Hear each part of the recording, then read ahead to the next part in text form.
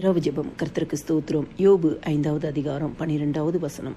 தந்திரக்காரரின் கைகள் காரியத்தை முடிய நடத்தக்கூடாதபடிக்கு அவர்களுடைய உபாயங்களை அவர் அபத்தமாக்குகிறார்.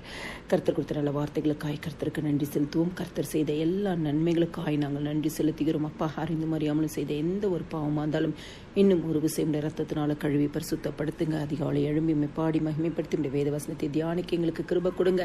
காலைதோறும் கிருபைகள் புதியவைகளாக இருக்கிற புதிய கிருபையினாலும் நன்மையினாலும் ஒவ்வொரு குடும்பத்தையும் நடத்துங்க. இயேசு சுவாமி, இந்த இரவு நேரத்தில் இந்த வசனத்தை கேட்கிற ஒவ்வொரு குடும்பத்தையும் கர்த்தருடைய ரத்தத்தினால் வேலியடைச்சு பாதுகாத்து கொள்ளுங்கப்பா.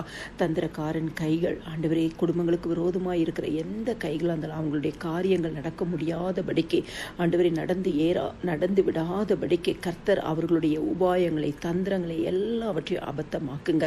ஜெபிக்கிற குடும்பங்களுக்கும் ஜெபிக்காத குடும்பங்களுக்கும் கர்த்தர் ஒரு வித்தியாசத்தை உண்டு பண்ணும்படியாய் கர்த்தர் இந்த இரவு நேர வசனத்தை கேட்கிற குடும்பங்களில் கர்த்தருடைய வல்லமை, கர்த்தருடைய அற்புதம், கர்த்தருடைய அதிசயம், கர்த்தருடைய நன்மை விளங்கும்படியாய் கர்த்தர் பெரிய காரியங்களை செய்வீராக.